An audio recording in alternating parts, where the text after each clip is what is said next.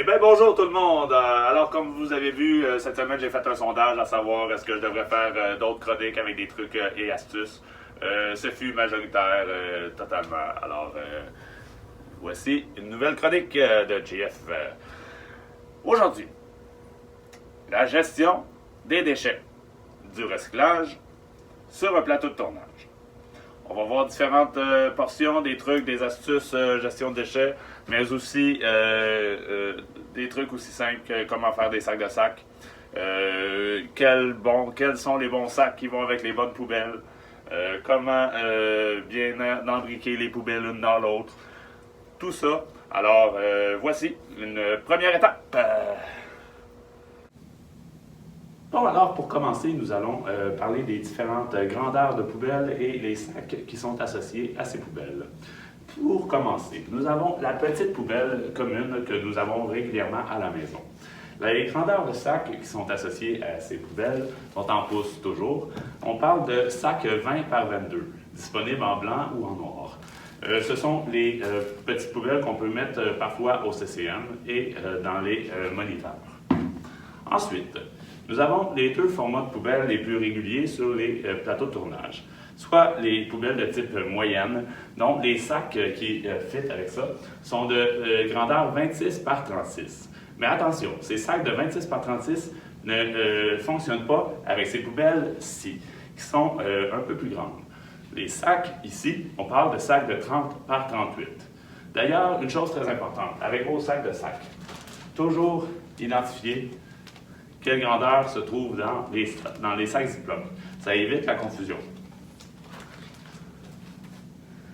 Pour terminer, nous avons les poubelles plus grandes qu'on retrouve souvent dans les studios ou dans les locations, dans les restaurants. Les sacs de 30-38 ne fonctionnent pas ici. Alors, on doit prendre des sacs de plus grande grosseur. On parle de sacs de 35 par 50.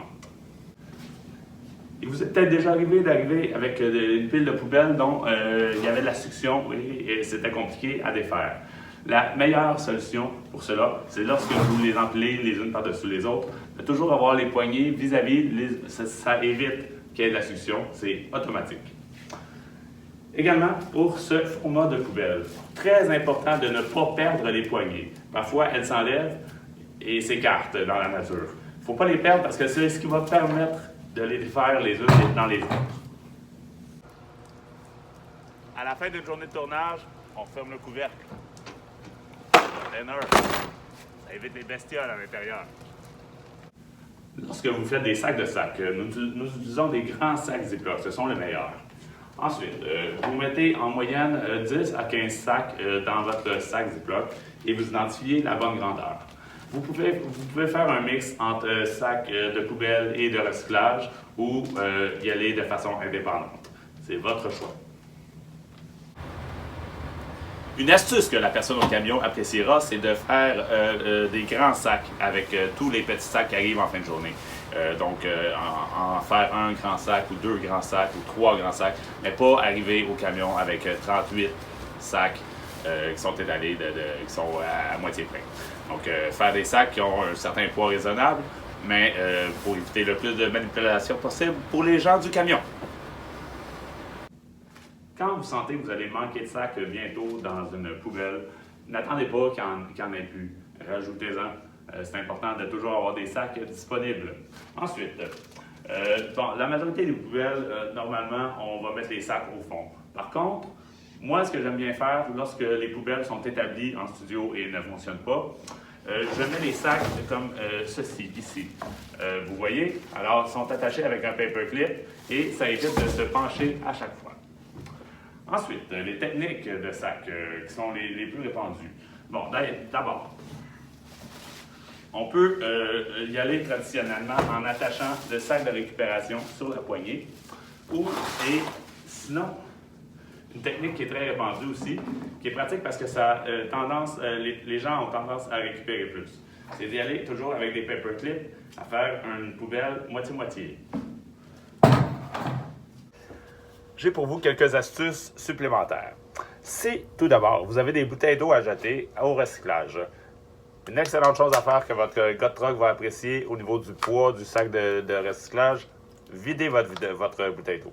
Dans la nature, les plantes, n'importe où, videz, même dans un lavabo. Là. On vide les bouteilles d'eau le plus possible.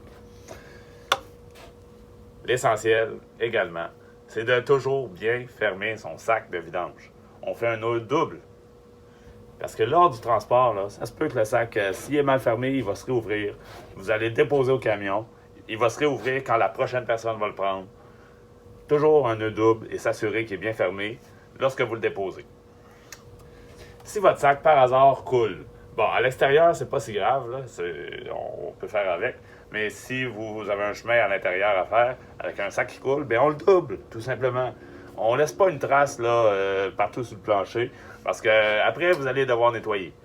Fait que vous évitez du travail ainsi. S'il y a de la vitre cassée, qui a été cassée sur le plateau, un verre, n'importe quoi, on essaye de le mettre dans une boîte de carton. Identifier. Que tout le monde soit au courant que c'est là.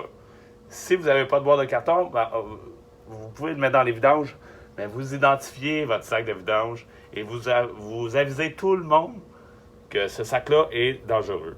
Parce que on ne prend pas toujours les sacs par la poignée du dessus. On peut les prendre des fois par le côté ou n'importe quoi dans la manipulation. Une autre personne n'est pas au courant et il manipule le sac et met la main sur la vitre. Il y a un accident qui arrive. On veut éviter les accidents à tout prix. C'est simple. Dernière petite chose. Bon. Il y a souvent des gens qui font de la surveillance au lunch. Là, vous avez de la surveillance à faire. Pas beaucoup de tâches. On surveille. On s'assure qu'il n'y a pas d'inconnu. Bon, on surveille. Votre set payé appréciera énormément si vous faites la tournée des vidanges. Vous changez les sacs à ce moment-là. C'est le meilleur moment pour le faire. Faire une bonne tournée du plateau de toutes les vidanges partout. Les stations CCM, même la base, si vous pouvez faire le base camp, il faut changer les sacs. Les meilleurs moments, c'est au break de lunch et après les collations. Chose qui sera très appréciée de tout le monde, lorsque vous avez des boîtes de carton, on les plie.